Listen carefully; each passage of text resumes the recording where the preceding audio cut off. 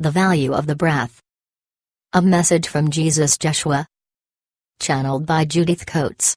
12th of March, 2019. Beloved one, let us now speak about the value of the breath.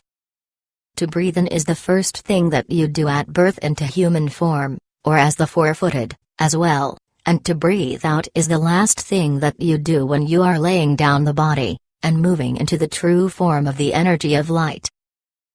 When we were designing a form, there was a meeting of minds to design something that would be agile and attractive. We tried out several forms in the four-footed category. You have ones that are in what you call your mythology that you say, well, it couldn't be, but it was. And yes, we did the unicorn, and the satyr, the combination of what was half horse, the back end anyway, and the human form of man, or woman in the front. And as part of the design, we contemplated the techniques of breathing. Was it something that we wanted to try out?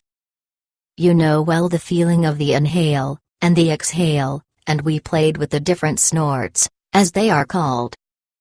You have seen this with some of your four-footed large-size ones who make quite a loud sound through the nose, and through the mouth, as some of the human ones can do, as well.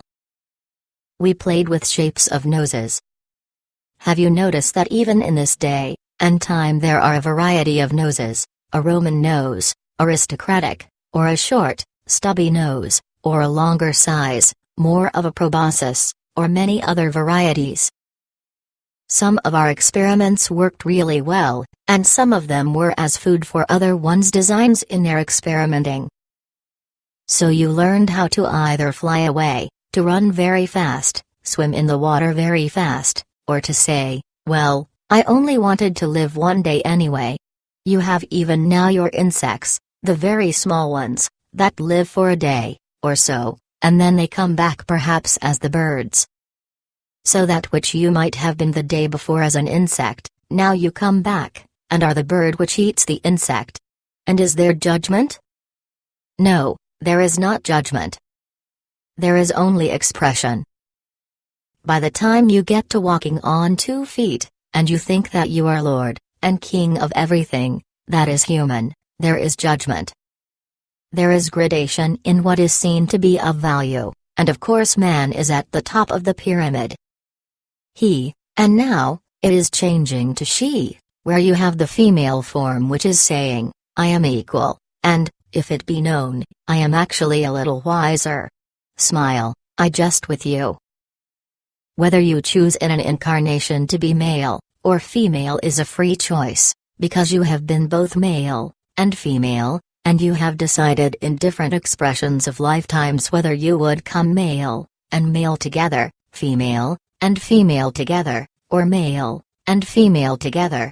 It is only the society, as you bring ones as groupings together, which gets into judgment as to what is right, and what is not right. I say unto you that love is always right, always appropriate.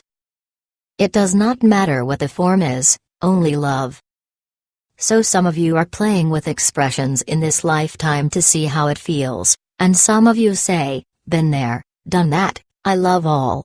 That is truly the place where you find the expression, and the expansiveness of oneness, the place where you love all, and everything, no judgment. The breath, in this expression of life, it is basic. Moreover, it has value besides keeping the form working. It has value, as you have found, when the mind is too busy, when the mind is overused, and there is the cry that comes from the soul that says, let me feel peace. You stop, and take the deep breath, and then maybe another deep breath after that, and a sense of peace is known. Then the next moment oftentimes the mind gets very busy, and asks of itself, what was I just thinking about? And with that, in come all of the judgments, and feelings, and thoughts of what has to be. Then you breathe again, and let it go. Sometimes a friend will come to you who is very overwrought about something. You can feel their energy, and you do not want to be in that energy. You very quietly take the deep breath, standing in your place of peace by the simplicity of the breath, and your peace may reach your friend, and they may feel peace, or not. Smile, it may take a few more deep breaths. When it comes to the last breath of a lifetime, for most, it is very peaceful. Even for ones who are not expecting to lay down the body, the last breath happens in an instant. You have seen this, those of you who have been with ones who have laid down the body, where one moment they are breathing, maybe very gently, and the next moment they are not. Oftentimes there is a sense of peace which comes with that last breath. It is as a gift that you give to yourself to be in peace with the breath. So, it is not something to be feared. It is truly something to be welcomed, but not before you are finished with the form. You have in this day and time brothers and sisters who are not happy with having chosen the human form, and they want out, as they say. And there is judgment made by other ones who say they don't have the right to choose to go on, and yet of course they do. It is always a choice to express with form, any type of form which is chosen, and it is also a choice as to when and how the last breath is going to be taken, and to move on in consciousness expressing. Now, the question has come up many times, what happens when I draw the last breath? What should happen to the form? Well, it depends as to what you have planned, and told others that you would like to have happen with the form. If they go according to your wishes, then that is what is done. But at the point when you release the it, you are not concerned about the form. If ones decide that they are going to dig a hole and put the body in it, okay. Or ones may decide that too much of terra firma is being dug up and having forms put into it, and they feel that it would be more economical and efficient to allow the body to be burned into ashes, and then to save the ashes in a little container so that whenever they pass the mantelpiece, they can say, "Hi to whomever, I see this happening from time to time." But with the last breath you are finished with the form, and you are free. You do not hold the feeling of shoulds. Whatever they decide to do, that is what brings them peace. Once you lay down the form, it is not something that you are concerned about. There is much fear, and has been for a long time, born of the soil of belief in separation, that when the form is let go, where do I go? Do I cease being, and am I separate from all? Where do I go? You go into the green meadow that we have talked about many times, the grassy knoll, the top of the tree, up to the cloud, free. Whatever you want to experience, you will experience, because you are the creator. You are creating this time that we have together. You are creating the morrow as you will see it.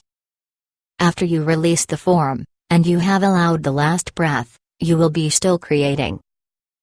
Now, if you have been taught by the supposed learned ones, who do not actually know all that much, that you are going to go to a fiery place to be cleansed, you will have that belief for an instant outside of time. But then you are free to rest, to join with others of the soul group, to create the next expression of life. Know that truly always, and forever, beyond the concept of time, you are creating. You are the creator. There is no separation. Have you heard me say that before? Oh, yes, of course. There is no separation. Oftentimes what ones feel with the exaltation of letting that last breath go, is a freedom, a very joyful freedom. No matter how the last breath was given, there is a freedom, and a joy of freedom. Is there time beyond the last breath? Yes, and no, because you are still creating.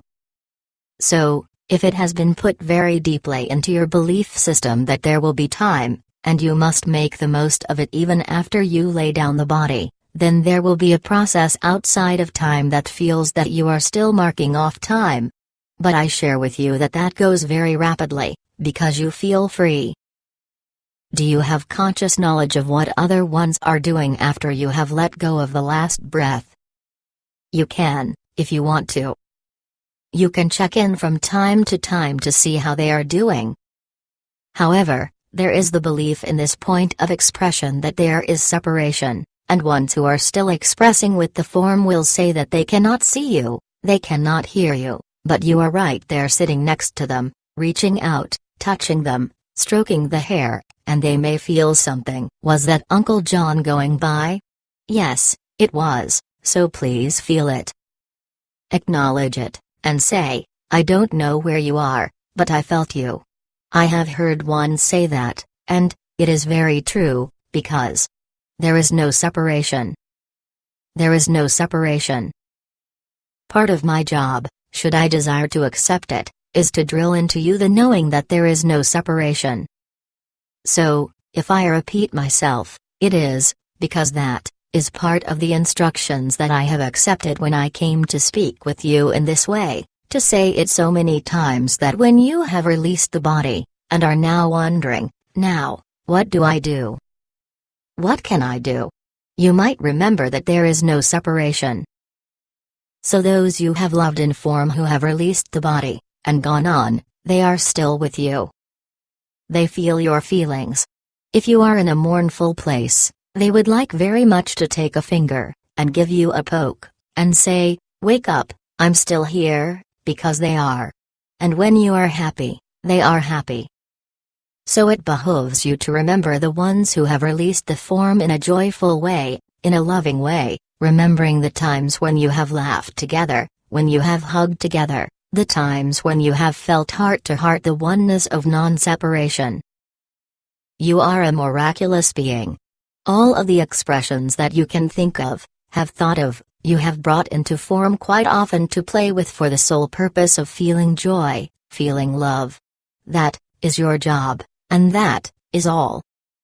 I know that many in this day and time, and it has been true for thousands of years, have felt that they must achieve something. So you have ones who have gone into business, and amassed all of the golden coins that they could possibly find, and create, and bring to themselves. They look at the pile of golden coins, and say, I've made it.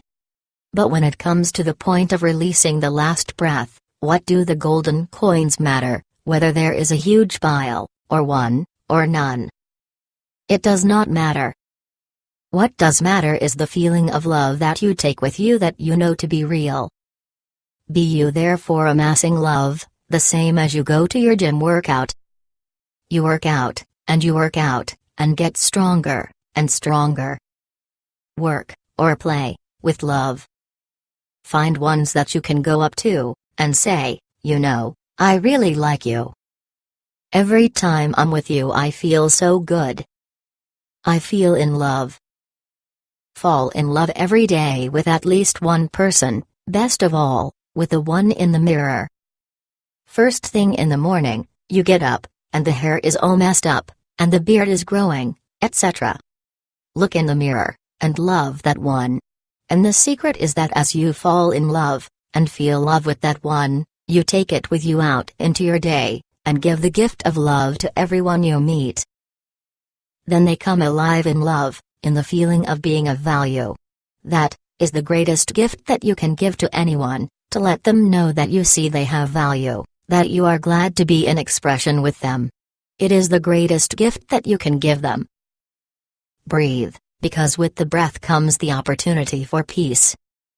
Sometimes you may have to breathe over, and over to the place where you say, but Jeshua, I'm going to hyperventilate, and end up on the floor. No, you are not going to harm yourself, not by overbreathing, it cannot be done. One of the safeguards that we built into the breath was that you could not overbreathe. You can underbreathe, that can be a little detrimental, but you cannot overbreathe.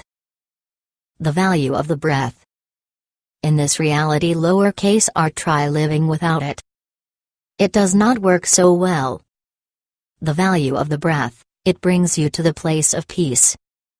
The value, we are doing a series on value, the value of the breath is beyond measure. It is healing. It is holing. It brings you to the place of oneness. It brings you to the place of peace where you are open to understanding wisdom which goes beyond the mind, the wisdom of being. Whenever you have a question about anything, the answer comes with the question, and how you access it is by the breath, taking the deep breath, and being open to the answer. If you do not like the answer that you get at first, breathe again, and ask for more information, more direction. And, if nothing comes right away, just abide in peace. Holy Child, my peace I give unto you. Breathe. So be it. Jeshua ben Joseph, Jesus. In expression through Judith